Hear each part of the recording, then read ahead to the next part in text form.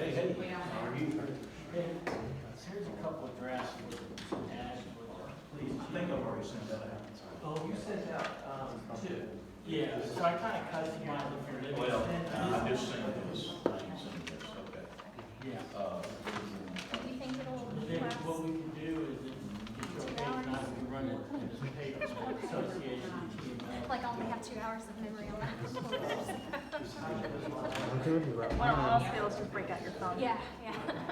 I've done that before. I got nervous one time that I did record at a Cookville City Council meeting, and I was like, let me do this, and I just recorded on my phone. I slid it on the ground towards Jamesville. I forgot my recorder one time though, and my phone, it like the recording corrupted, and so I lost, like, luckily it wasn't like a meeting or anything like that. Yeah. It was just a normal interview Yeah. for a teacher story, and I hated to do it, but I had to do it. Benjamin and I have both been there. Yeah. It happens.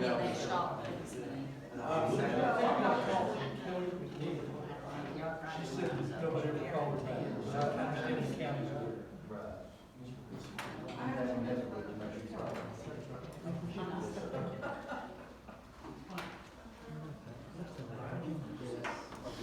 COVID restrictions. So it's all me.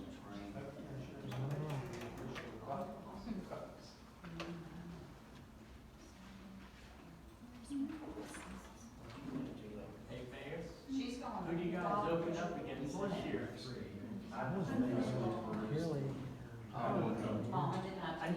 you got Texas, I think Texas in the first month, I think. Everybody happy? You guys play at Texas. You guys can kill And Texas. she's gonna be an account, and she's probably gonna. Utah State. Yeah, and don't, One Utah State. oh, that's okay. Florida's got to play Utah, they're tough. Yeah. The Utes. Hey, Bill,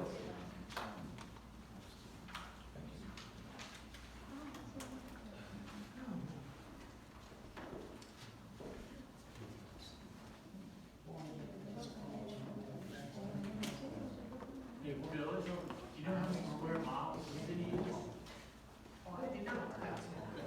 She knows about everything. Does anybody know? I used to, but no, About 10? maybe.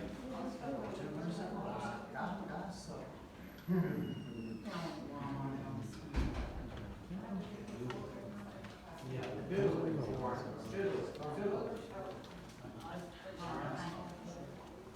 When all else fails.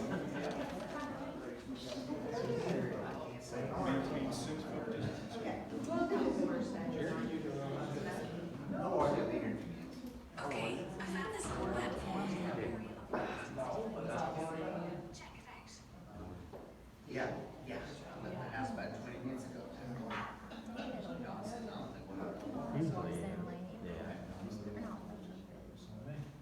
Right on time.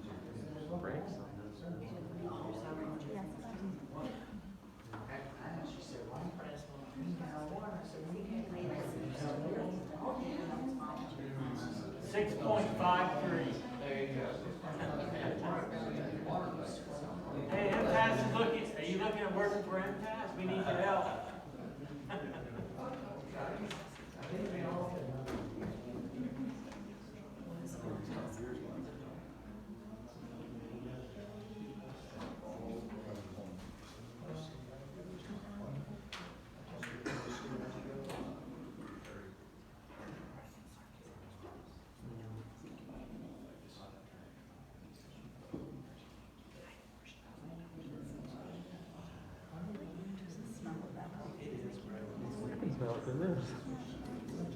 Keeping me up all night.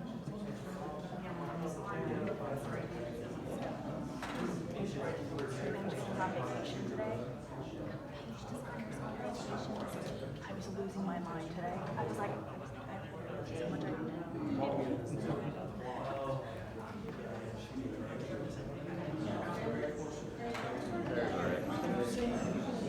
I celebration Saturday.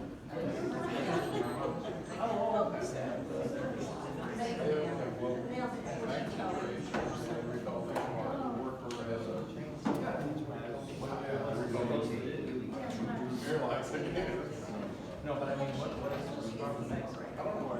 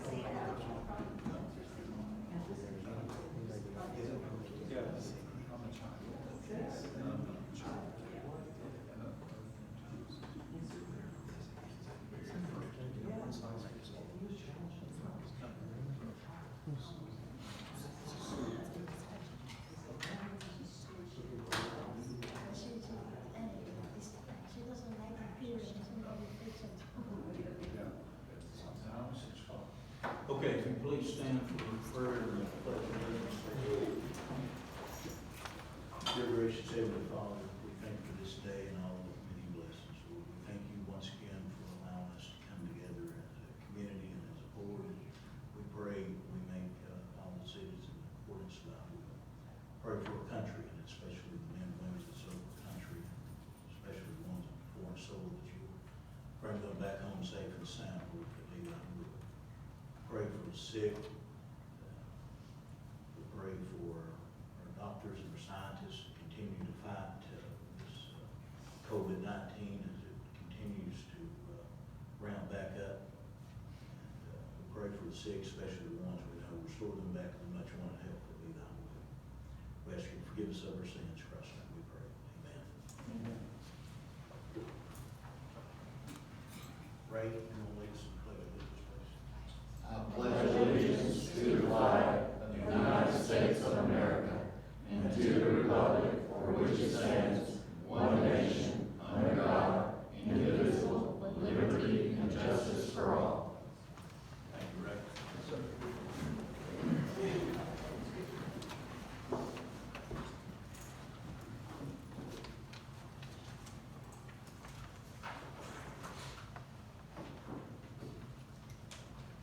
All right, roll call, Ms. Phyllis. Alderman Cleft, Here. Alderman Coleman, Here. Alderman Dale, Present. Vice Mayor Dotson, Present. Alderman Langford, Alderman President Alderman Langford. Need a motion to approve the minutes of last month's meeting. So moved. Motion made by Alderman Clough, second by Alderman Dale. Any discussion? All for the motion, let know by saying aye. Aye. All opposed, like sign. Motion passed. Any additions or deletions to the agenda? Hearing none. Go to old business, no old business. New business, downtown revitalization. Ray is not here, so we don't have any there. Item number 2, Mr. Arnold Proctor.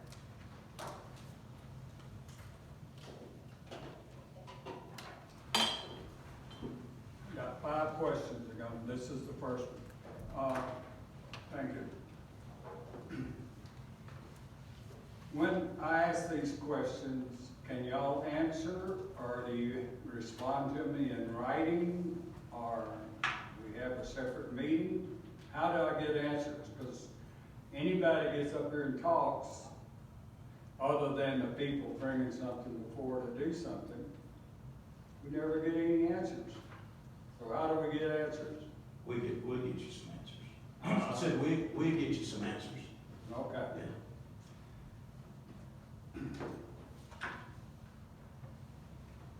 I sent a letter to the council proposing some revisions to the city charter and a couple of policy changes.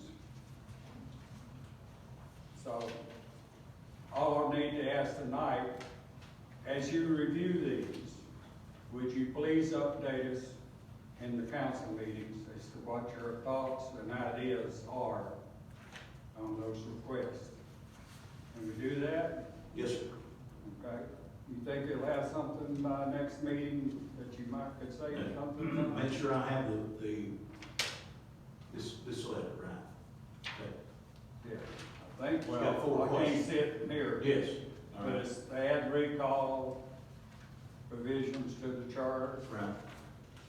All persons on the agenda have suitable time to speak. Add an ethics code into the charter. And it has some provisions in it for not just voting on friendship, but on the way we should vote. And also, can we change the mayor's policy? I assume it's yours, since you're the one that always gives us the answer, of just saying it's been resolved. And you won't tell us how it was resolved or what the steps were in the resolution. It's just like you're saying, well, just trust me. And that's not a good way for the citizens to be answered. I wrote a letter to the mayor and alderman on concerning Greg Etheridge. I asked for signatures, sent the first letter in, it had about, I don't know, 16 signatures on it, but they agreed with it. But I kept going, but then Greg resigned and I stopped. I had 34 people sign. And out of that 34, or I asked 34 people to sign, and out of that 34, 5 people wouldn't sign. Their answer was, I won't sign it. I'm scared of retribution by the mayor and by Greg, or the police chief, they said. That's a sad thing. 5 out of 34 are afraid of the city administration. Y'all were not overseeing the town as you should, which we all have read the report and all. And you aldermen were not elected because of your political beliefs. You were elected because the people trusted you and thought you would do the right thing. But we haven't always done the right thing. Alderman Speck on social media said that he had known about the missing $27,000 for 2 years. If Alderman Speck knew about it, I guarantee you some of the rest of you knew about it. I don't know who. And then we didn't report it as required by state statutes. We didn't report it till about 18 months later. And I don't know when y'all were told, when being the Board of Aldermen, but at some point you were and a call was made. But if any of you knew about it before then, it should have been told long before that. But when he did the audit, there was nothing that had changed from the time that the 27K was missing until he did the audit. If you knew about it, the only one I know for sure that knew about it is Speck. Excuse me, Alderman Speck. But somebody should have been over there working with Greg to get the situation changed out so that the evidence would be secure and another 27K would disappear. Alderman Speck made a motion on the night of Greg's, I guess you'd call it hearing in here. And then he voted on the motion. He was not living in town at that time. And I don't know how many of you knew it. I knew it, and several people on Facebook knew it. So I'm sure some of you knew it. I asked the mayor. First time I said, is Chris living in town? The mayor says, he told me he was. So I said, ask him again. And you did. And he said, he told me he was living in town. I said, Mayor, do me a favor, get the address that he's living in town. And you know what happened? Chris resigned, because he wasn't living in town. Kind of like Goebel's there when we got his resignation, you know, he was gonna move out of town. He's already out of town. But that night, what upset me more than anything else, I walk out this door, it was the last thing on the agenda, the vote on Greg. Greg is standing there, nice blue suit, white shirt, red tie, like he's at a wedding and he's in the reception line, taking congratulations. Now, how did he know, when you voted on it, at the end of the meeting, that he's gonna be standing out there getting congratulations unless he knew the result before the meeting? I'm sure that most of the citizens had no idea how large the drug fund is. Around 400,000 or 400,000 plus. That's a lot of money. Arno, your time's up, 3 minutes is what We're on the 3 minutes we're again. on 3 minutes. Well, I've got about another minute here, if I don't think I can take it. Can I continue then in his place and read his speech? I have a point of order. Mr. Mayor, where does it state in our charter or policies that we have a 3-minute limit on any nomination? We don't, it's up to the chairman, and other cities have it at 3 minutes, and so that's what we Was decided. Mr. Arnold informed when he was asked to? No. I did not inform him that Well, then today. he deserves the right to be heard. Thank you. I think I already told him to go. What? I When make did a we motion start that- this 3 I make- minutes, Curtis? It has never been imposed till I started talking. Excuse me, I make the motion that Mr. Arnold be given sufficient time to be heard this evening because he wasn't forewarned and he only had 3 minutes. Second. Second. There's a motion and a second. Any discussion? All for the motion, let know, saying aye. Opposed? Motion passed. Go ahead. Well, when, Curtis, to these questions that I just asked, can I expect a response? Yes. About when, I said.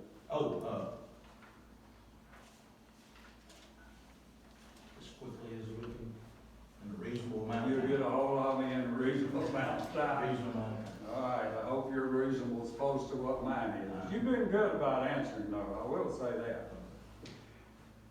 And I want to give you and your team of city workers praise for the way they got in and took care of all this debris that was laying around town.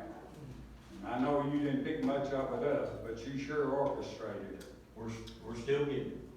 But thank you. I'll pass it on. Mr. Proctor, Yeah.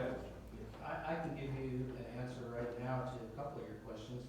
And I don't know what has been said on Facebook because I am not on any social media John, will you speak a platforms. little louder? I can't hear too good with this. Yeah, I will give you an answer to at least one or two of your questions. Very good. I'm not familiar, I don't know what Mr. Speck said on Facebook, because I don't do any social media. But if he said 2 years, we knew about it, I knew about it, Yeah. the night that Greg came around and told everybody, which was a day or two before a meeting, and within 24 hours, all of us received an email from Mr. Meadows informing us of the legal requirement to report it, and we all sent letters in. So we did not know about this for the alleged 2 years, 4 years, whatever it was. Now, I know I've heard out in the, people asking questions and things. So I can tell you with all sincerity that I, for one, and I think most of the other people here did not know about that prior to that. And the other thing I'd like to say is,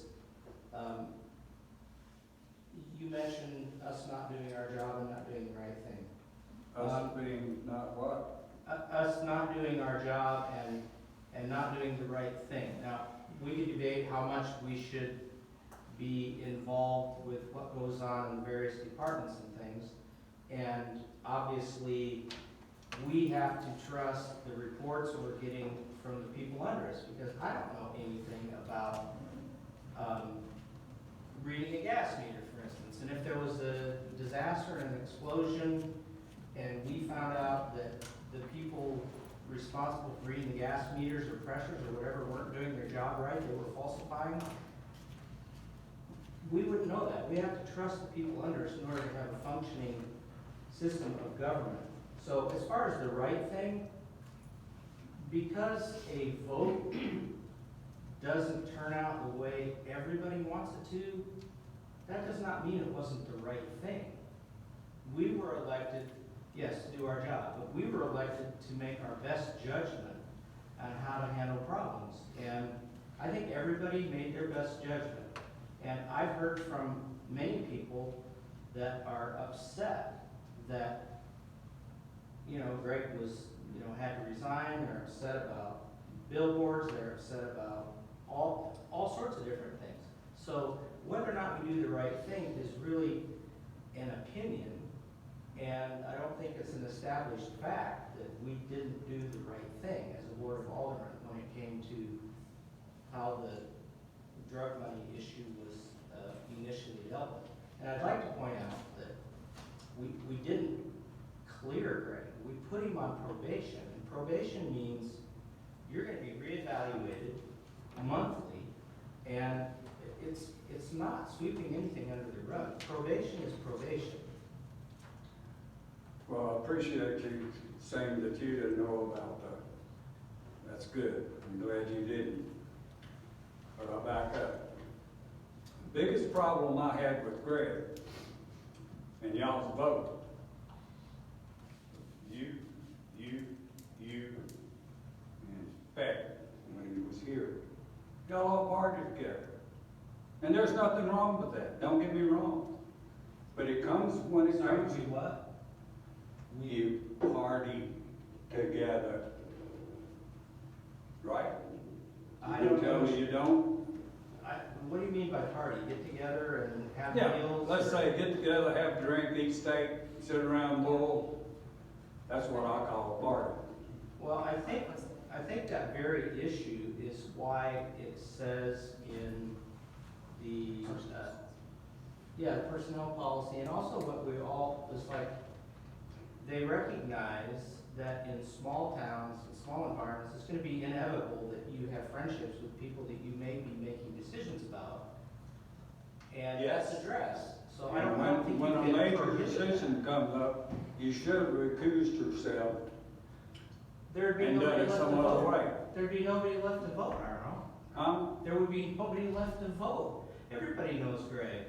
Everybody has had social interactions with Greg. No, You can't I think there retreat. should have been a citizens committee set up and let them vote on it. All right.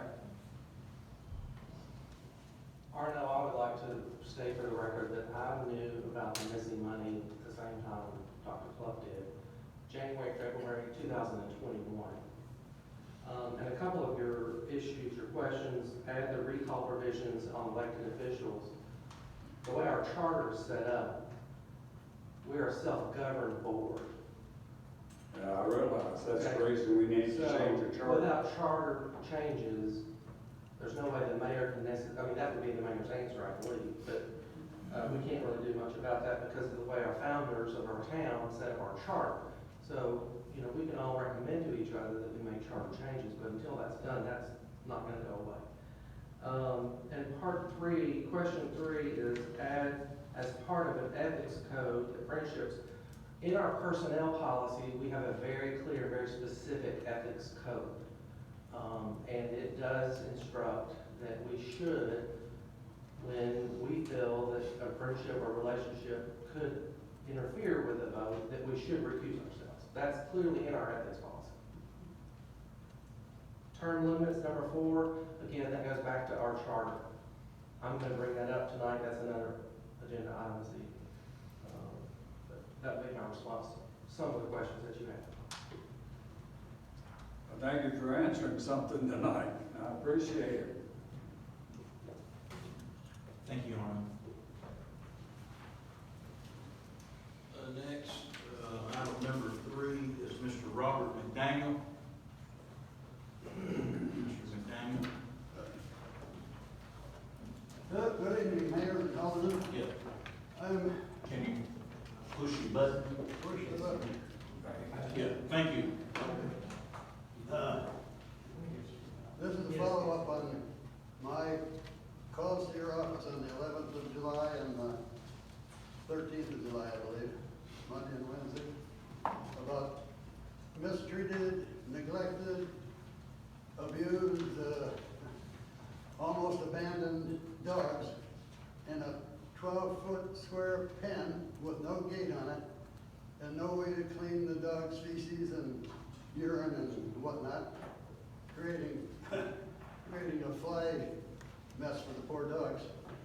And then the 5-gallon water bucket was never changed except for, on, I believe it was Monday after I talked to you, they put a 5-gallon bucket of water. And it was the same water. Can you talk into the mic just a little bit? Yeah, thank you. Okay. Yeah. And it was the same water on Wednesday morning as it was on Monday at noon or whatnot.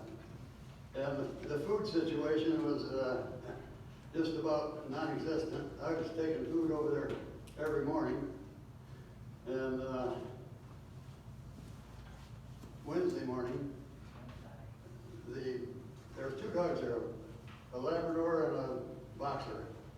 Anyhow, Monday evening, as soon as it got dark, a couple of vehicles pulled up about 8 o'clock, more or less, and removed the Labrador. So the next morning, I didn't know that until Tuesday morning. So the next morning, the boxer was the only one left. And same bucket of water from the day before. And this is 90-degree weather we're talking about. The dogs should have clean, fresh water twice a day, in my opinion.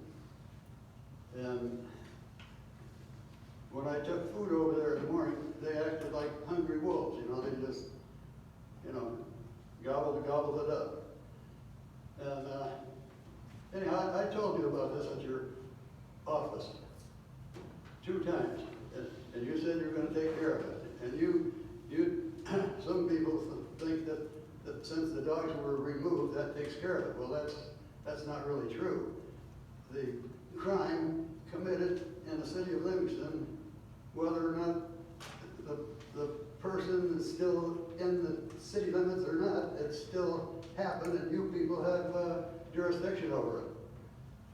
And I think the person responsible for this should be held accountable.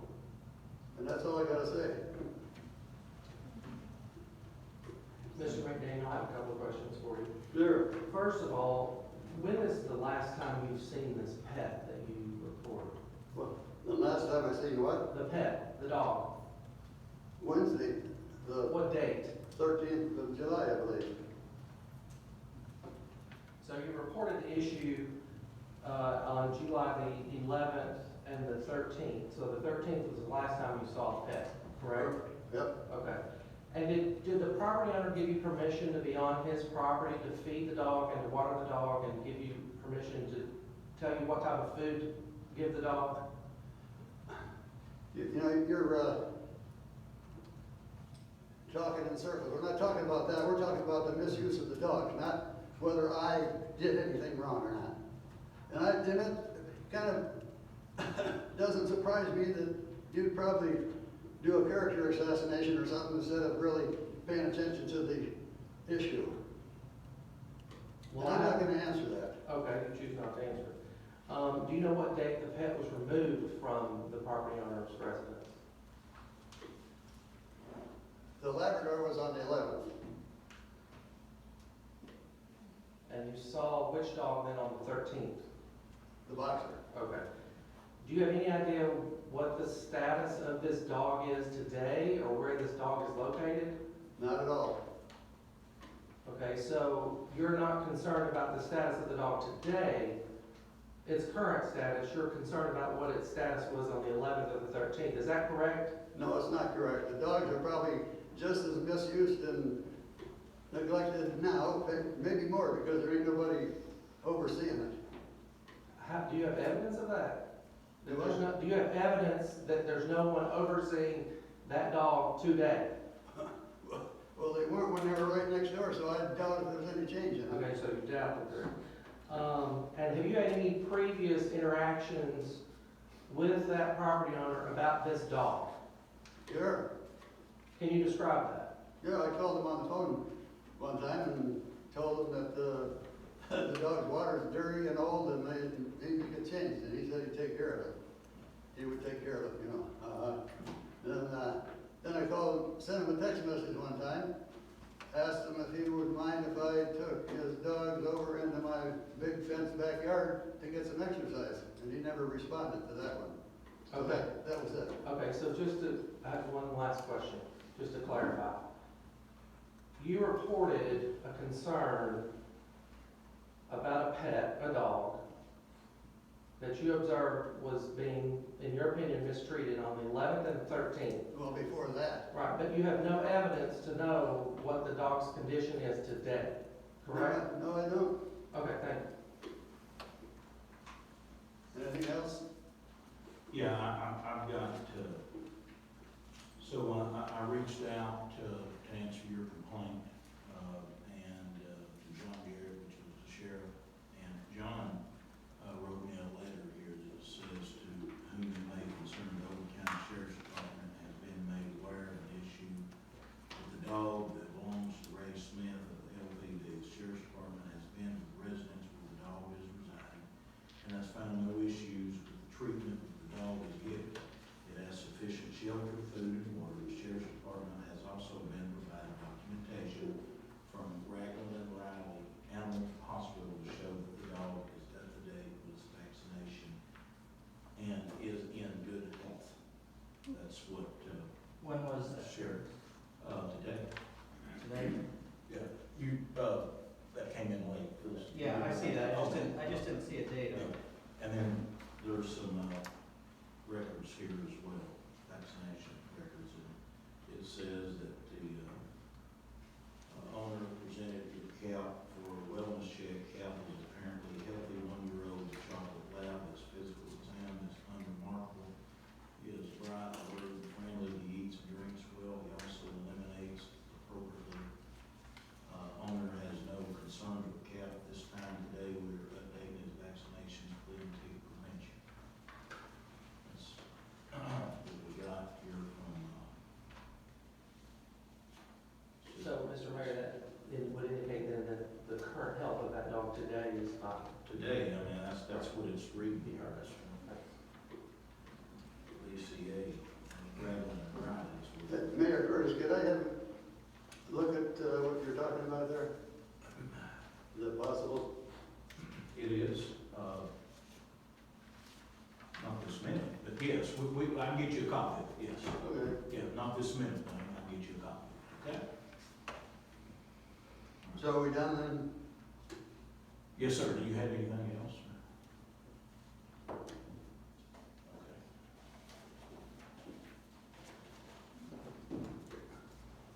Thank you, Arnell. Did you go?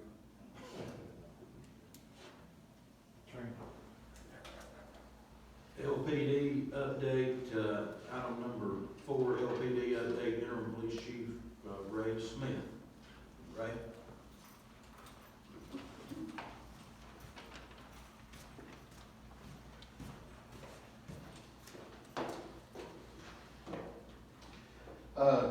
Mayor, Board, I'm glad to bring a report to you of the progress we've made since being appointed to it. We reached out immediately to the DA's office and asked for assistance in making sure that we make all the movements that we need to do to make sure that we do it in the right way. John Dunaway has assigned us a agent to come and help with us, Mr. Reynolds Slayton, at this time. And our first order was, we had 21 items that we went through first. It was actually sitting in there that we took care of to verify that it needed to be destroyed. It was old, would never come back up. The disposition on it was ready. So we got an order from Judge Bray on that order. Since then, we have gone through over 1,700 articles that's in the evidence room that we are attempting to now to document and get a destruction order on it also, after we find out that the case was closed through the DA's office, through the courts of criminal court and sessions court. The gentleman that I appointed to be over that is Mr. Chris Mace. Chris Mace has had 18 years with the Livingston City Police Department. He shows great wisdom in this item and interest to be a part of the fixing of their evidence room. Also, we got back Mr. Jeremiah Ragsdale, which now appointed to be assistant director into the evidence room, which he's going to be an investigator. He'll be needing to know what goes in there. He'll be the one to collect a lot more than what any other officer there would. So we have two that'll be in the evidence room and going through documentation and submitting to the Judge Bray's office, and being assisted also by Mr. Reynolds Lake in the DA's office. Chief Smith, Yes. who's the assistant? The assistant's gonna be Jeremiah Ragsdale. Now, just slow down a minute. Yeah. Is he the one, did he resign earlier and then He he did. came back? Yes, he did. Okay, thank you. Jeremiah Rags. And can I ask a question for you? How many items did you say you have? I have over 1,700 items that we are verifying at this time that's took us inventory. We're probably, I'd say this because somebody hold me to it, we may be half, okay? Through this process, it's individual. You visually pick this piece up, you visually see what it is, you write it down, you give the case number, and you do that for hours. You go back to the court system and you run it through the court system, see if the case has been adjudicated, everything is good.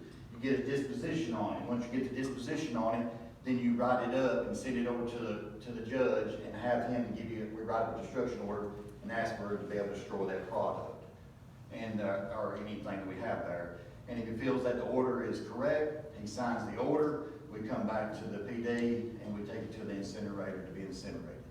Okay, thanks. And how many items did you say that he's already authorized you to? We've already did, and it sounds less, but it's a big bulk of stuff. It's 21 in our first one. I was real tickled we got it right, and it goes through the process, make sure we're going right. Okay, and how long has it been, to your knowledge, since the LPD's had any items adjudicated? We're back to adjudicated as far as getting orders of destruction. Right. Is that what Yes, you're asking? that's it, right. Somebody hold me to this one too. Well, roughly. Roughly 20 years. Why is that? Sir, I don't have that answer. Undoubtedly, it wasn't looked at that as it is serious as it is today. Okay, thank you. Continue on. Okay. So we've hired 3 uncertified officers. When you get out here and you're looking for officers that you want and guys that's already certified and already in their way, seems like they're going to stay or they're looking for something to help them on the way.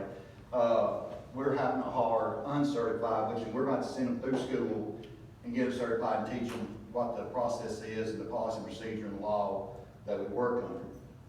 Jesse Bortaw is one of them, and Connor Birchall, I hate to say his name wrong, and Nathan Pryor. These young men came and applied. We did a little interview with them. We've done background on them, substantial background. Mr. Nathan qualified for THP and actually turned that job down just due to his own personal items that he had at home. So he decided he'd come and apply with the Livingston City Police Department. All these men seem to be fine and ready to go to work. Seem to be honest people. We've done a lot of background on them. And Mr. Cameron or Connor, he actually worked with the city. We transferred him in for the water department. He applied, so why not give this gentleman an opportunity if he can make it through the process? Why not give him an opportunity to become police if that's what he wants to do? So those 3 is uncertified that we've stepped up there. We still have 4 open positions at this time. We also have hired Ricole Winningham to take Tracy's spot. Tracy went to Avery. She accepted a job, she worked in our dispatch office, and she is going to go to Avery to work In dispatch. in dispatch, actually, of accidents and stuff like that happens with Avery Trucking Company. We have joined together, we have meetings about our police department, what matters that we do. We've also joined with the Drug Coalition to have a reach out on, I believe it's the 13th. I've asked the mayor gave us permission to join in with the Drug Coalition to have a positive outlook with our department. And we're gonna cook hamburgers and hot dogs, we're gonna have a movie, they're gonna give school supplies and stuff back to the children there at the Central Park at this time. At this time, that's all we have. We're dedicated, we're working hard to make every session to be a positive sensation here at the Livingston Police Department and work with our community. Chief, Yes, sir. when you said 4 open positions, are those for officers, or did that include the dispatch position? That includes 1 dispatch position and the rest is gonna be officers. Well, let me correct myself. 1 SRO and 3 patrol officers. We have got somebody to take care of it possibly for the other secondary dispatch. Right, also, I don't mean to cut you off, Chief here has got a list of 15 items, that he'd like to put on gov deals. And this money will go into the general fund. But you can see item 1 through 15, and he'd just like to, does everybody have a copy of it? He'd just like to have approval from the board of aldermen to, sell these 15 items. So moved. Motion made by Alderman Coleman, is there a second? Second. Second by Vice Mayor Dodson. Any discussion? Yes. Chief, would you be willing to sell that antique vehicle that we've had out there for years? It's not on this list, right? Yes, it is on my list. It is on the list? Which one? It's not- I stand corrected, thank you. And the reason why we want to get rid of some stuff is, that recent funding to kind of help get equipment. We have got a grant, we've been waiting there, has been patiently calling the folks about our grant, that we have an opportunity to get some new vehicles and we're going to need to equip them. And instead of trying to put the burden back onto the citizens, use what we've got and equip some of these units there for their new officers to go out and patrol the city of Livingston. I have another question. Yes, sir. You may be biased, and I would understand if you are, I hope you are. But how do you feel that the morale is changing at the Livingston Police Department over the last 30 days? Yeah, I think we're in a positive mode. We're working all together. It's not just I as the boss. It's a we process. And we are going to fix and motivate the Livingston City Police Department together. It's just not my call for everything. The police officer on my unit will have a say. Because sometimes we're get kind of closed-minded. We need to listen to others around us. I think that's the way the positive comes and motivates the whole department. Everybody takes a bite of the apple, then everybody ate the apple. Who do we have to blame? Every soul that sat right there and made that choice. That's a great team approach. Are you satisfied with some resolution to some of the concerns that were raised earlier in the last 60 days? We are still waiting on answers of questions that's been brought up. And I'm sure that will come to us one day, and I'm sure we'll have to address. At this time, I don't have an answer. Thank you. Any more discussion? Excellent report, thank you. Any more discussion? Okay. So we got a motion and a second to put these 15 items on gov deals. Motion and a second. All for the motion, let it know by saying aye. Aye. All opposed, like sign.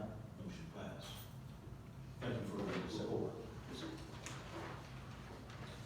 Chief, I would like to ask you one other question related to your report. Do you have anything that you'd like to say as in defense of the complaint that was filed against you about the dog? I apologize. If you don't, that's fine, but if you would, Hey, I apologize for Cap being famous. He is a duck dog and he's my dog, and he's not a cheap dog. He's one of the family, And I'm a neighbor. I bought property over there next to this gentleman and want to be a good neighbor. And I hate that we have this little rip, and I don't want a rip. I want him to come to my yard and I go to his yard. I understand his concern, and I'm all about concern of that. If I caused him any kind of grief, I apologize to the man today and to the board for this being brought up here. I mean, I was embarrassed about it. We took him up there and got him looked at. He's healthy. He's almost 70 pounds. I mean, he's a great dog. He's mine. And the reason why they call him Cap is because I was a captain then. The people I named him automatically for him when I got him. We're going to duck hunt, okay? We're going to go hunt with him. But on the fence, I don't mind somebody being concerned about stuff like that. I'm concerned about stuff like that. And I apologize if I caused the city any kind of grief or any kind of embarrassment to anybody of the city. We'll correct and have corrected any kind of concern anybody has. Well, I just wanted to be known that I didn't tell you I was gonna ask you that in advance, but I respect you. Yes, sir. I respect you for taking ownership of that issue Yes, sir. and for being willing to stand here before this body and the city and apologize and to do your very best to rectify the issue. Yes, sir. That takes a man, and I appreciate it. Yes, sir. Thank you. Yes, sir. Item number 5, Warren and Nevad, MTS, and Police Chief Search.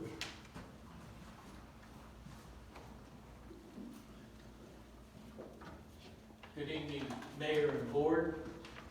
I'm Warren Nevad, General Management Consultant for the City of Livingston, along with about 42 other cities in this area. Over the years, MTAS has been very successful in helping communities select police chiefs. We have a very comprehensive process where we will screen the applications, come up with a manageable number, and then to go from there, we can have a assessment center, which is a comprehensive process where we have a structured interview, like an in-basket memo exercise, and a simulated press conference. And then we look at that, and we will bring in 3 raters, and a rater may be a police chief from a neighboring city to help, us to select the candidate. MTAS, we do not tell you who you should hire. You know your community far better than we. Our job is to guide you through the process and help you meet all deadlines to come up with the best match for the position. Tonight, I would like to get your approval for the ad that I presented here. I have a quick question before you continue Sure. on. I don't believe this board has had a public vote on utilizing MTAS services to do what you just described. No. So my question is to this board, because I'm not familiar with it, has the city of Livingston hired MTAS in the past or used MTAS in the past to do exactly what he's described? Kelly, we have not hired him, and we've not hired him tonight. I'm I sorry. didn't mean hire, I meant, have we utilized MTAS consulting services in the past to help us hire a police chief? No, sir, not a police chief. Of course, we used them for firemen. So, We did a similar, excuse me, yes. I asked this question few days ago when I got the agenda, because your name appeared on the agenda, MTAS Police. And I asked the city for any information to help us understand what the purpose of your visit is for. What are you here to present? And it sounds as if you're under the impression that this board has asked you to be our liaison, our middleman, to interview, to post, to create an ad, to interview, and to help us select a police chief. Is that your understanding? No, not officially. First of all, for our service, there is no fee to the city. So. That's not my question. I said consult. Right. I'm here tonight to explain the services that could be provided to the city. Thank you. Yes. So anyway, to finish, this process would include those 3 exercises, if you will, and then we would come up with a list of candidates to present to the board. Another process that we use, which is not as comprehensive, is the traditional, we screen the applications, we interview folks, and we go from there. So whatever you decide, whoever you want to use, it's up to you. I just wanted to let you know about our availability. Thank you very much. And Thank I you. apologize if I came off a little strong there. I'm a little concerned for various reasons. I want to express it. One, you provide us with two separate examples of ads that were placed for other municipalities that I'm sure you helped consult with. One was a population of around 22,000. Was that Yes. Fayetteville? Eastridge. Eastridge. And then the other was a city population around 7,000. One of them would be hired by a city administrator, Right. obviously a different form of government than we use. And the other one's a 22,000 area population, which requires one, a degree, you know, a post or graduate degree from college, and so many years of experience, et cetera. My question to you would be, given that our starting salary based on our pay scale is $38,625, I'm not really sure that going through this process that you've described is really going to help us that much. I'm concerned that with a pay scale of $38,000, it's going to limit the pool of folks from outside of our community that would even express an interest. So is that salary posted as part of the ad, as part of the, the solicitation for the opening? It's up to you to decide that. We can write them with the salary range or just discuss salaries negotiable. It's up to you. Okay, thank you. I'm just one person here, obviously, but I have a very strong opinion that we as a board have the wisdom on this committee to make this decision without impacts being a third party. I don't recall us taking a vote on this, but it would be my recommendation that we maybe use your help to solicit the ad. Sure. But I think we ought to be able to do the interviewing and selection ourselves, given that we're not, Right. We're a city of 4,000 people, and, Our police consultants can give you a list of interview questions. You're our customer. I just want to say something. First, I want to thank you for being here. So, I've seen MTAS and I've talked with other cities where MTAS has came in, and they have been very happy and very proud of the process and the service that MTAS provides at no cost. Tonight wasn't a drop dead, this is what we're going to do. It's simply here to offer the services to the city of Livingston, and if we would like to use them, great. If we don't, then great too. One's going to move on and go to Nashville or Knoxville, where he's going to go. The starting salary is $38,000 and tops out at $61,796, and that's on a sliding scale. We did that purposely. We did that because if you have a veteran of 10 or 15 years of service, then anywhere you can start that position, any of these positions, either at the starting or at the end. So, and I want to talk just a little bit about having a college degree. We can customize the job description how we see fit. If we don't want to have a degree and you want to say 5 years of service with a Tennessee Law Enforcement Training Academy certificate, then that's what we can do, and that's what MTAS would do. We would be in control of all the rules, but we don't have to do any of it. We can certainly do it ourselves.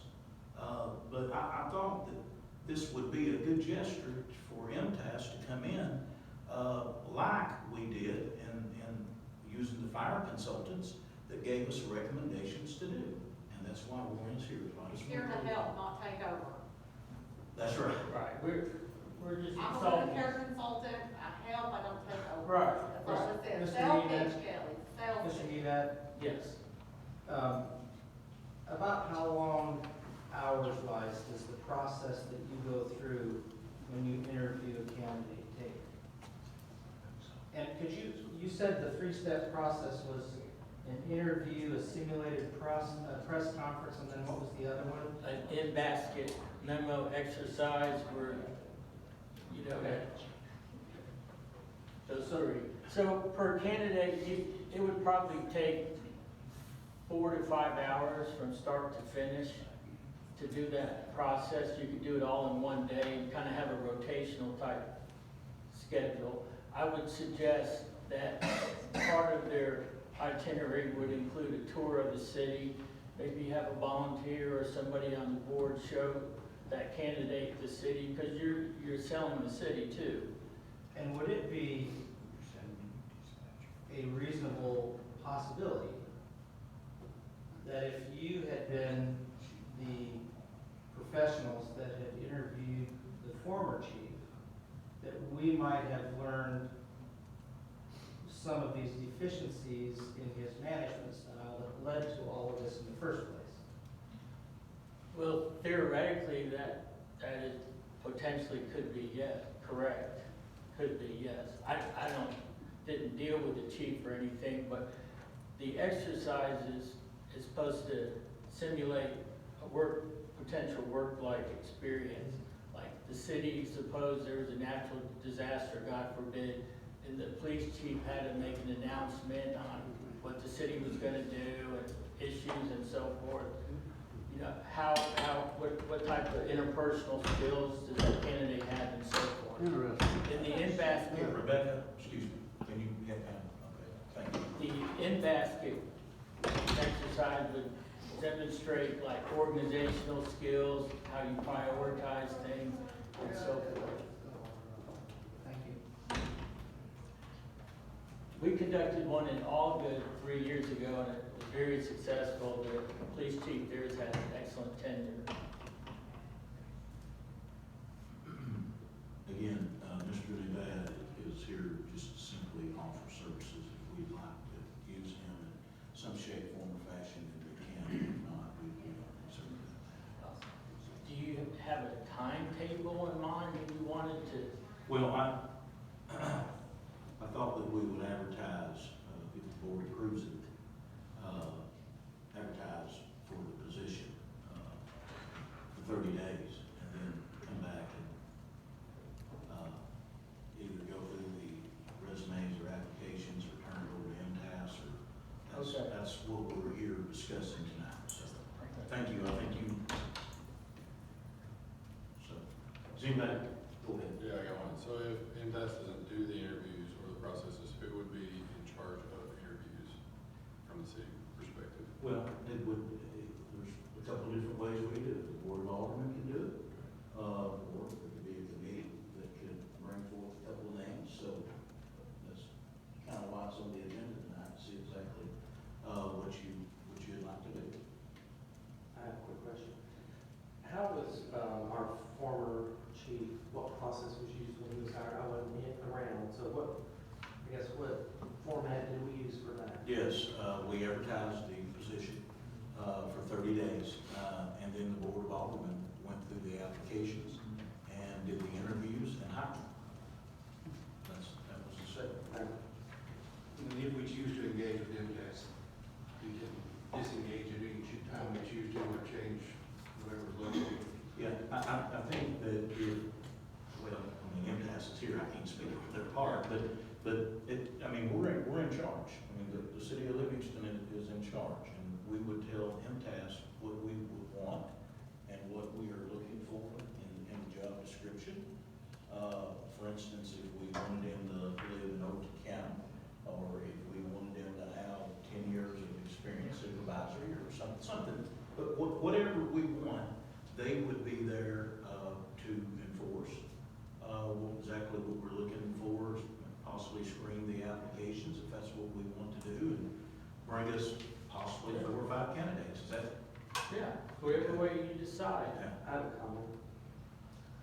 In my opinion, we have before us tonight someone that fits the description of what we're looking for. And that would be the interim chief, Ray Smith. He comes here tonight with multiple recommendations from folks in the legal community as well as the circuit court clerk's office. He's been in our community and within the police force for up to 25 years, I believe. He's been serving as the temporary chief for 30 days, and now we're discussing posting this job and conducting interviews roughly 30 days from now. So, in my opinion, it's somewhat of a slap in the face to temporary chief or interim chief Smith to be busting his butt. What it appears tonight, based on his report, he's busting his butt to try to turn some things around. And we heard that very clearly and with authority, and I think he was very assertive and professional. I mean, I don't know why we're dragging this out. Why don't we give him due process? Why don't we interview him before we do anything, or anyone else? Has anyone else in this community over the last 30 days called the city and asked to be interviewed for that slot? That would be my first question. They have not talked to me. Okay, so we made it abundantly clear 30 days ago that we had an opening in our police chief. So now we put this gentleman in charge. He's gone out there and busted his butt for 30 days. We're gonna ask him to continue to bust his butt and try to hire 4 more people that may or may not make their decision to come to the Livingston Police Department because he's the man in charge. And then we're gonna go through this process of interviewing all these people, and he may still be the person selected. I don't know anyone else in our community right now that deserves the opportunity, perhaps on a year basis or probation, whatever, to be given the opportunity to take this job on a permanent basis. I just think that's spinning our wheels. If we're going to take another 30 days to, advertise this and then try to find somebody out there that would come in at these salaries, well, we've got a good man right here. I feel strongly about that. Kelly, I appreciate that you feel strongly about that. And I certainly see where you're coming from. But what has been going on for the last 3 months may be the best reason why we should do this the right way, which would be look at, and I'll take that back. I'm not implying that the other way is wrong. I'm just saying, look at what's out there, and like you just said, it may very well be that the current chief is the best candidate that we have. But none of us can see into the future and know what's going to happen a few months from now.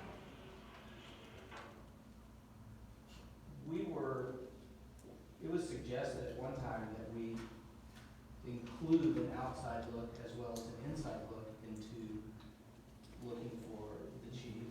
And my opinion would be, and we have heard great things about Chief Smith. We have heard great things about Chief Smith. And in that case, I don't think we should be shy away from comparing him to other applicants and looking at what's there.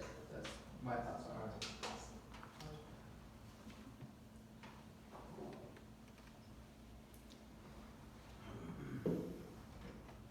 I will say I agree with Dr. Cluff. I think we should do our due diligence and go through the process, and I will actually make a motion to have MTAS help us with the process of putting out the ad and the hiring process, interview process and everything.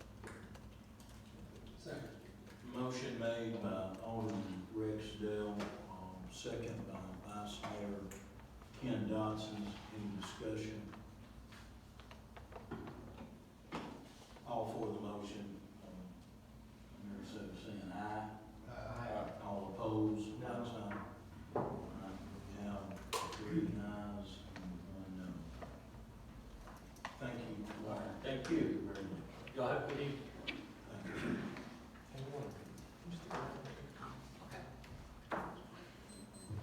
Okay, item number 6 is term limits. Alderman Coleman. Thank you, Mayor. I brought this up at the last meeting and would like to discuss this.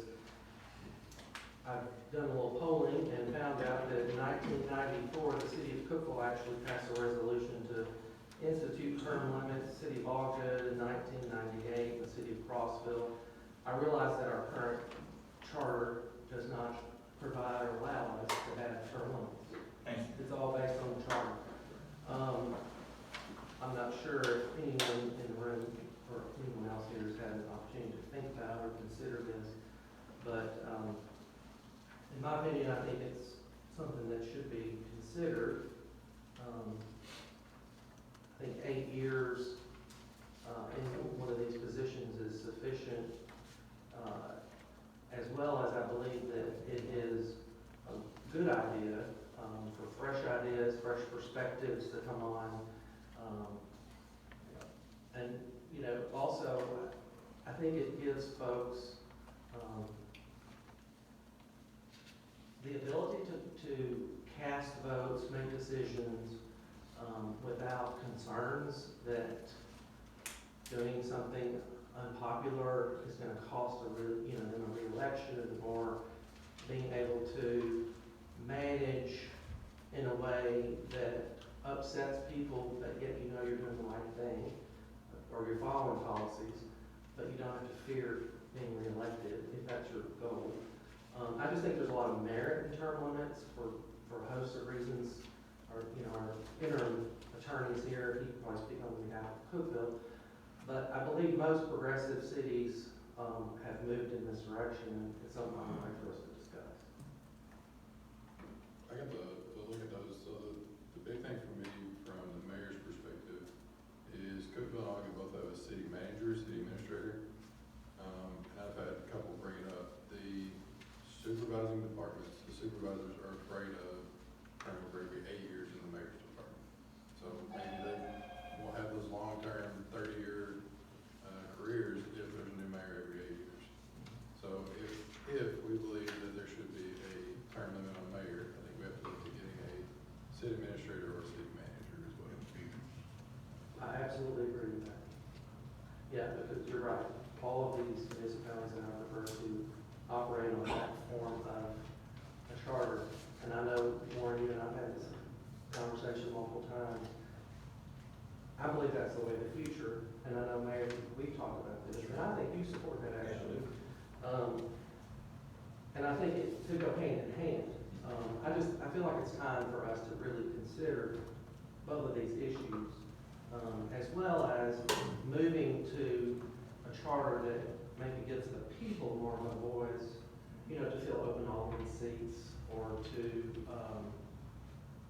maybe take away more, give them more power on maybe if there's a issue that the majority of the people in the community feel like that one of us needs to be removed, they have some power. Right now, we're self-governed, and it completely removes the people's voice until, the next election, of course. Would you be willing to speak on this related to your experience with the city of Cookeville? Sure, absolutely. And what awareness you may have as to what led them to move in this direction years ago? So that was a little before my time in '94, but I've lived there my whole life, so I'm kind of familiar with it. And part of it was, at that time, there was a big controversy about trying to sell the hospital and some different things like that. So they had to make some wholesale changes to the charter to limit that and some other things like that. And that's when the term limits came in.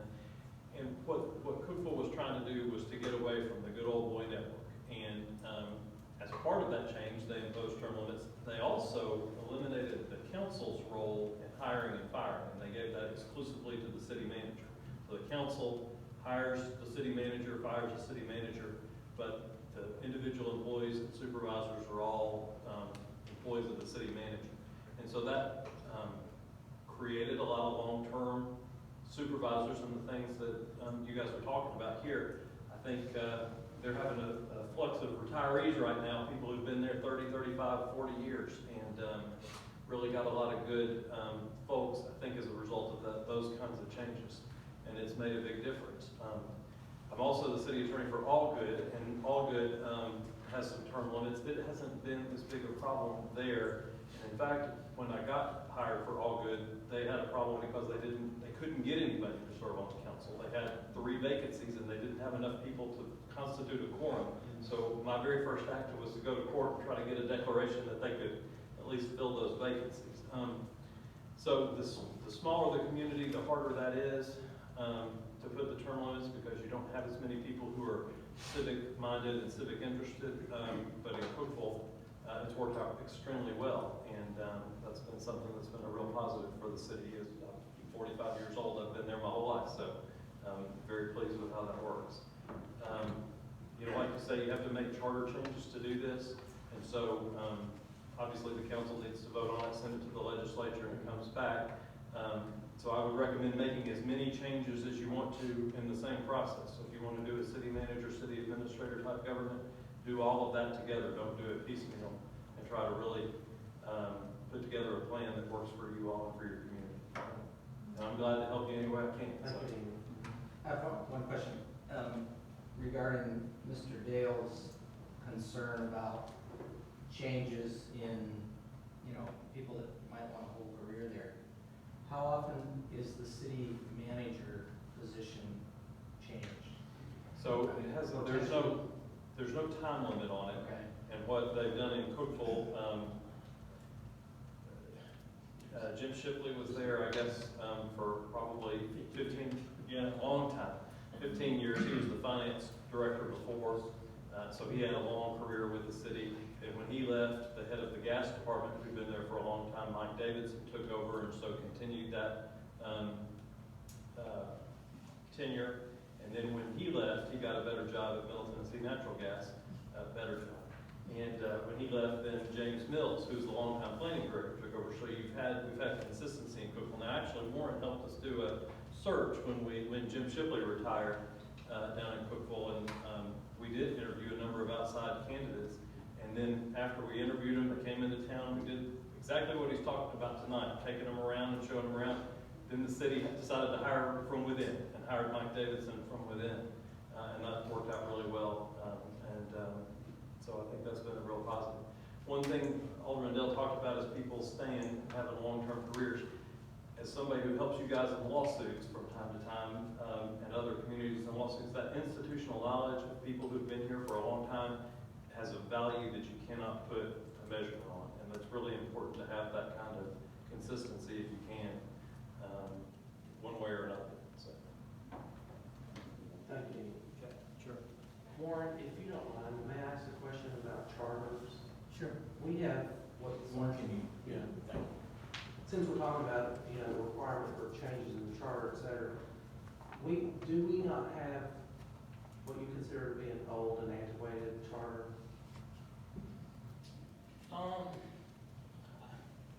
It needs update. Some of the language is outdated, like workhouse, and some terms that are no longer used. And so I guess, definitely needs at least some housekeeping changes. Okay.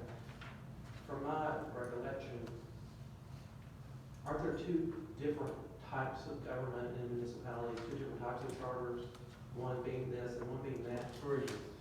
Can you describe those? Okay. The first one is the private act, and that's Livingston's a private act, Allgood's a private act, Cookeville's a private act. That's probably the most flexible charter to have, because the city board can change it through the General Assembly. If you want to make a change, you adopt a resolution, send it to the General Assembly, and it comes back and you vote on it 2/3 on the entire board. The second type of charter in Tennessee is what we call a general law charter. Now, any city incorporated after 1953 is a general law charter, and that charter is set by the state. There might be 60 of that kind. Then the last type of charter is a home rule like Knoxville, where voters change the charter through referendum. So those are the 3 main types. Okay. Thank you very much. What's the most widely used? Would there be one over the other that you see more common? Probably private is probably the most common because many cities have been incorporated over 100 years, so that's how they became cities, by private act charter. That's the one that's the most flexible for the Right. community too. So as you guys face changes that are unique to your community, private act is by far the Yes. easiest way to do it. Thank you so much.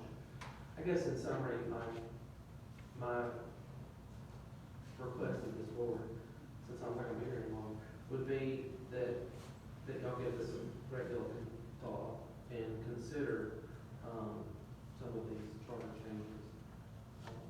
Because I know this is gonna be a long drawn out process, it's not gonna be done tonight or next month or whatever, but I know you support it, some changes specifically, and I would just like to encourage you to keep working on that. Thank you.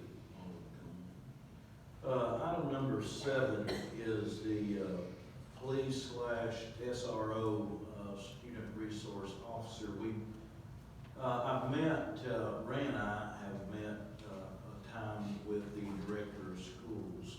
I went back again today and had a couple of meetings with them. The state of Tennessee is no longer giving the school resource officer grant to Tennessee school systems. So there is they are in the last year of the grant. And next year there will not be any grant. But this year, the amount that they have to offer us is $35,000. And that's for two officers. Now, that's only $17,500 apiece, I think. You can do the math on that. Real quick. When, to your knowledge, when did they learn that there's not gonna be funding for this SROs? When did they learn this grant's going away? Well, I can tell you when I learned. Ray and I was over there, about 2 weeks ago? Is that right? Yes, sir. About 2 weeks ago. That's when I learned. So the story is we have to currently put back in the schools what we had last year. We had Officer Laycock, Officer Nadasi, Officer Roberts, and still trying to fill a position with the SRO. But the salaries are $40,200, $34,100, $34,100, and then to make it like it was last year would be another $35,174 for a grand total of $142,750.40 to be exact. That's before benefits, right? That's right. That's right. So And that's what we looked at today, right, another Phyllis? 35% on top of that at least? Yeah, okay. So, of course, minus $35,000, we're looking at coming up on an additional $107,750.40. Now, the school system would like to give more money. They say they don't have it to give. And like I said, the grant is completely done at the end of this year. So next year, we won't even get, or at least we won't get any money from the grant. And I've talked to Dr. Holman today, and he says if all possible, they will try to match us in a memorandum of understanding 50% of what the cost will be for the next school year. So what you're saying is they did not know this funding was not gonna be here when they went through their budget process? That's my understanding. Okay. That's my understanding. So I'm recommended to you all, the $107,750 will come from, of course, general fund.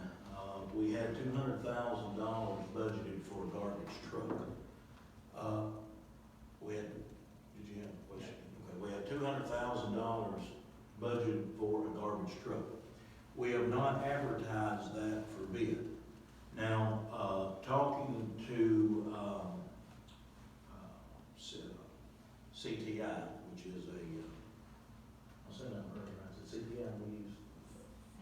CMI. If you ordered a truck, you're 12 months waiting on a truck right now. So we would be okay, it'd take a budget amendment to do, but we would be okay to go ahead and fund this $107,107 and basically $108,000. Given the fact that a new fiscal year would be here by the time the truck would get here, even if we ordered the truck in September. I mean, that's just, COVID. And the hope would be that the school would have additional funds at their next. So at their budget meeting, I asked Dr. Holman today and Ms. Crystal Nelson, which I think is a finance person, and that during their budget season, they would definitely work really, really, really hard to fund 50% of this next school year. Mr. Mayor, Yes, sir. I'm not familiar with the regulations on who can be an SRO, but Okay. would that be from the county sheriff's department as well? So the city of Livingston has took over all of the city schools. So that would be Livingston Academy, that would be 2 at Livingston Academy, a male and a female officer. 1 at Livingston Middle School, 1 at A.H. Roberts, sharing time with Reach Academy. And yes, there is special training. Ray can talk about the special training if you got questions about the special training as far as school resource officer. Mr. Mayor, just to piggyback on Dr. Cluck's question, Yes, sir. are there SROs at all the outlying county schools? Yes, And the county pays for those? that's correct. Okay. So going to Mr. Daner, who I understand hasn't been made aware of this, and asking the city or the county commission to fund half of this, that would not be a reasonable request in your opinion, because we've taken the responsibility of the city schools. That's correct. kind of an agreement Yes, from you. yes, Okay. that's right. All right. Yeah, and it was an agreement given the fact that it was a 50-50 deal, and the school system lost their 50-50 deal. Well, I mean, so in that, I'm all for SROs. And, Yeah, sure. I'm concerned about the funding from Right. the city standpoint. Right. And that's all that my concern is Right. based upon. But if the agreement was that the school system paid half and we pay half, then why would it not warrant at least a conversation with Dana and the county commission for 1 year, help the county school system out with their half that they committed to, without us taking the full 100% of the half that they couldn't fund? I don't know, that would make sense to me. Mr. Coleman, if I can add, in Putnam County, all of the SROs are the Putnam County Sheriff's Office. None of them come from the cities where the schools are located, because many of the students in the schools in the city actually live out of the county. And so it's, That makes so much more sense to me. I think that even further solidifies my question. Go to the county commission and ask them to have them up for half this. I certainly will be glad to do that. I don't have a problem doing that at all. I think I'd have to go, I'll get hold of Mr. Danner, and I'll ask. I just think before we say, well, we're not gonna, spend this money on a garbage truck or spend our already budgeted items the way we intended, I'm willing to eat the full $100,000+. It's gonna be more than 107 when you have benefits that we're gonna eat. But, agreements are agreements. If you're going to go do that, then it may be this time next month before we get back and have this again. I just want to make sure are the SRO officers stopping immediately, or are we going to have schools unprotected? No. Okay. No, the schools will be protected, but, but the city's gonna be paying for it. Whether we pass this budget amendment tonight or not, the city of Livingston will be paying for the officers, because they just got $35,000 on it. I'm going to make the motion, we pass the budget amendment, but still pursue the county as an option. Yes. Okay. Motion, made by the vice mayor to, do the budget amendment of roughly, be $107,750.40. Is there a second? Second. Second, Alderman Clough. Any discussion? Yes, I'm gonna vote no, only because I believe the smarter thing to do would be to go talk to Ben Danner tomorrow, and then have a work session in 2 weeks to make this final decision. I'm not against SROs, and I believe that the city needs to put the SROs in the schools tomorrow, for sure. But I think the process, in my opinion, would be to ask them first. Okay, so we got a motion and a second, on the floor. Any more discussion? Roll call, vote, Ms. Phillips. Alderman Cohen, No. Alderman Dale, Yes. Vice Mayor Dotson, Yes. Alderman Clay. Yes. Motion Motion passed. passed. And I will make an appointment to go, see, Mr. Danner as quickly as possible. All right, item number 8 is, the open position for the Board of Aldermen. We have not posted it, but I do have 3 letters. One, I'll read, from Mr. Arnold Proctor. I'd like to be considered to replace Alderman Speck. I love this town and the surrounding community. I will be honest, transparent, follow the city charter and related statutes. I have resided in the city for a total of 12 months, 6 months in 2020, when the burning of my home forced me to move back to my previous home. We moved back to Livingston on January 1st, 2022, and currently reside here. I asked John Meadows in January if the year had to be continuous. He has not answered me, so he should know by now. I will gladly furnish a resume if you request. I know all the aldermen would be able to work well with them. They are all good men and are devoted enough to the city to give their time as aldermen. Thank you for your consideration on the project. To the mayor and aldermen, after carefully thinking this over, my wish is to be an alderman in this position. I will be fair and firm. Being a former teacher, I feel extremely qualified. Ms. Judy Smith. Please consider me when the position is available. I am a member of 3 groups: the handicapped, a female, and age 70 Supreme Court judge, or almost 100. What you said. Sincerely, Ms. Judy. What you think, that's what it reads. That's,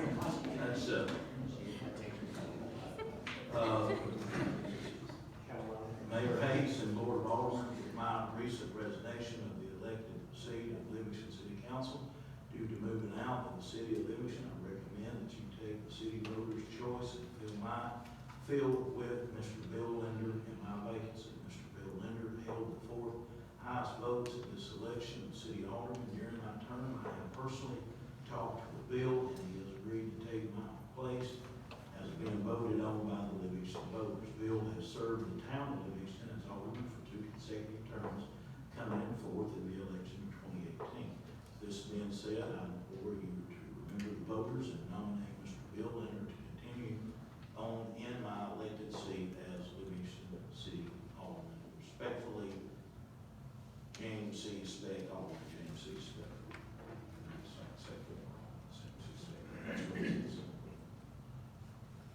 That's it. So, it's on the agenda, you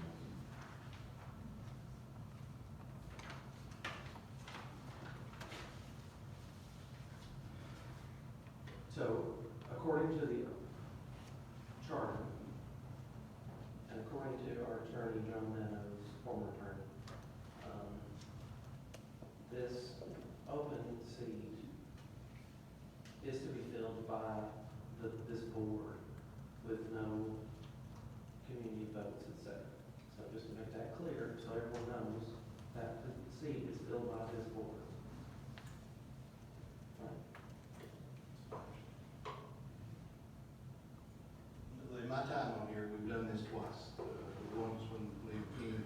passed, and we did follow the Nexus fourth place vote getter option, and then when Mr. Bill Willingham resigned, and we honored his specific request. We've got, we respect specific request and the fourth place vote getter, so I'm gonna make a motion that we hire Mr. Bill Linder, appoint Mr. Bill Linder to the position.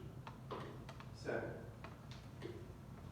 All right, there is a motion by Vice Mayor Dodson and a second by Alderman Coleman. Any discussion? I don't know, sorry, I don't know anything about Mr. Leonard. Could somebody tell me, a little bit? Just.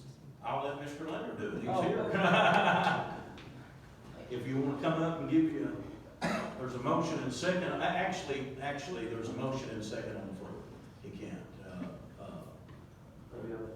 discussion is just for right here.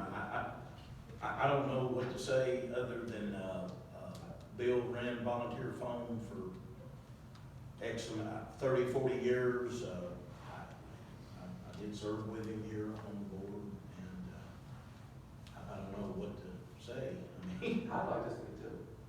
May I speak? yeah, go ahead. I think we have 3 outstanding candidates before us, and I appreciate, Arnhem, you putting your name in that. You know what this is all about, and you know how much work it can require. I agree with Ken. I think it's important to try to honor the request of the outgoing alderman. But to speak to Bill specifically, he has held this spot for, I think, 2 terms. So he served in this capacity for 8 years. And I think he has a really strong understanding of what's required in this role. I've known Bill all my life. We went to high school together. You know, fine people in this room that are candidates. Bill, I think, represented this community with a great deal of respect. And I think you were honorable when you served. Bill is very level-headed. He's honest. He's a straight shooter. He'll call it the way he sees it. And I think Bill's easy to get along with. And you know, I stand for his character. But like Curtis said, maybe it's time for Bill to get up. But like I said, I think we have outstanding people before us. But if I had to leave this role, for whatever my reasons were, I would like to think that y'all would honor my request if I had somebody that I felt really strongly about. And, you know, Chris moved out of town, and, you know, he's made a request, and I think it's good if we can honor that, and I respect that, so that's my 2 cents. Excuse me, any more discussion? Yes, thank you. Any more discussion? Okay, roll call vote, please. Alderman Bailey? Yes. Vice Mayor Dodson? Yes. Alderman Clell? Yes. Alderman Coleman? Yes. Motion passed. Congratulations, Mr. Linder. Item number 9, open position with the city attorney, Mr. Danny Rader.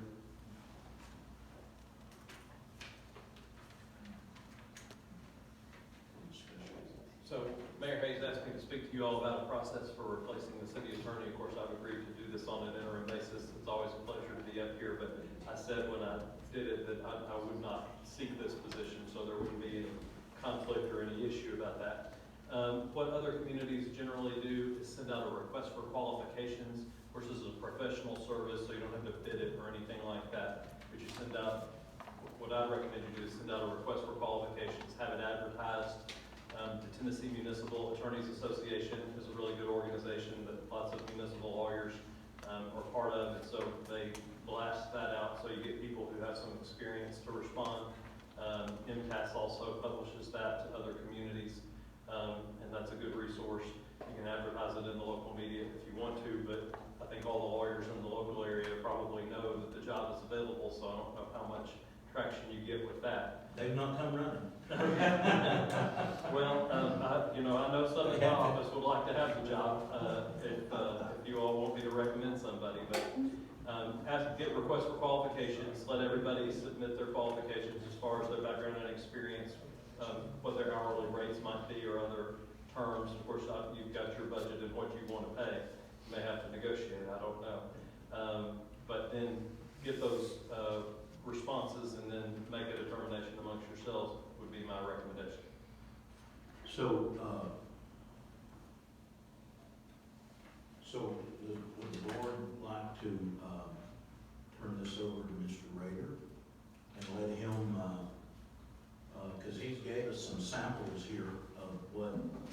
The one that I gave you do. was from the city of Carthage. Right. Carthage got Alicia Hodge, who's with MTAS, one of Warren's counterparts, who's really very good. She did the open records stuff forever. And she prepared those requests for qualifications, and I would just use those. There's no reason to reinvent the wheel with that. They're very thorough. And you can send that out to the Municipal Attorneys Association, send it out to MTAS, give 30, maybe 21 days for a response if you want to try to address it at your next meeting, or 30 days if you're willing to wait longer. And then get those responses back and discuss them among yourselves. You can call the people in for interviews if you want to. It's up to y'all. I'm in total agreement with this, but I have a couple questions. Sure. Imagine that. If you go off the council and you need a job in that positions, I'd be glad to talk with you about this. So first, Danny, do you most commonly see attorneys do this on a retainer basis or on an hourly basis? That's my first question. Sure. I've always done it on an hourly basis for all the communities I've represented, and I've just found that works the best because if you do a retainer, you find lawyers who want to do the absolute minimum to make the biggest buck. If you do it on an hourly, the city may use you a little less, but you're available, you get what you pay for, and you get pretty good quality of representation. But you can do it either way you want to. Thank you very much. So, how did the city of Carthage end up doing it? They were doing it on an hourly, and actually one of my law partners wound up applying for and got that position. All right. So I'm told that we would never be able to afford you on an hourly anyway, so it's good to hear you're not going to apply for it. But all jokes aside, I honestly believe that we've been underpaid for attorney services over the years. I think John Meadows was paid $800, maybe $850, $900 a month. $800 a month. That man worked his, what off for us many, many times over the 4 years I've been here. Much of it because of me, of course. But, I've had lots of conversations with Judge Meadows. And, there's no way that he was paid for the services he rendered. No, when you said that, my first thought was that was very charitable of him. Because he was giving a lot of time to you all that he could have made money working on something else. And you'll have a hard time finding people who are willing to do this job for that. I think the point is that's just the way it's always been done, and I was glad to hear you say that generally most people will do it now on an hourly basis. That may be so when we get ready to solicit an ad, which is what you're going to help us do, hopefully, I think this board's going to have to decide are we going to be willing to step up and pay an attorney, because that needs to be in the ad. I would think it needs to be part of the advertisement. What the request for qualifications asks the lawyers to suggest their rates and pay structure to you all, and so then you've got that, but you're not stuck with it. You can negotiate with them, and it gives you the opportunity to hear what they have to say. You may find somebody who wants to do it on a flat fee but truthfully, in my experience in this industry, you get what you pay for. And John Meadows is Well, sounds like the exception. what we've been paying for. Yeah, that's what I'm trying to say. John really was very charitable. Very civic-minded individual to help you guys at that rate. I make a motion that we engage the services of Danny Rader to help the city procure this council position. Motion made by Alderman Coleman, is there a second? Second. Second by Alderman Dale. Any discussion? Just make it fast, because we know you're expensive. That's what I told Curtis, we'll work fast. It's, All for the motion, let know by saying aye. Aye. All opposed, like sign. Thank you, Mr. Rager. I will say, in response to that, and it's a good point, when you get people with more experience, they don't have to take a lot of time to look up a bunch of things. They know the answers to most of the questions off the top of their head, at least generally, and so you actually get more bang for your buck when you get a more experienced person with a little bit higher rate. Makes total sense. The September regular meeting of the Mayor and Board of Aldermen will be Tuesday, September 6, 22, at 6 p.m. Motion made by Ken Dodson, second by Reggie Dale. All for the motion, all saying aye. All opposed, The like sign. Tuesday We're adjourned. after Labor Day. September 26th.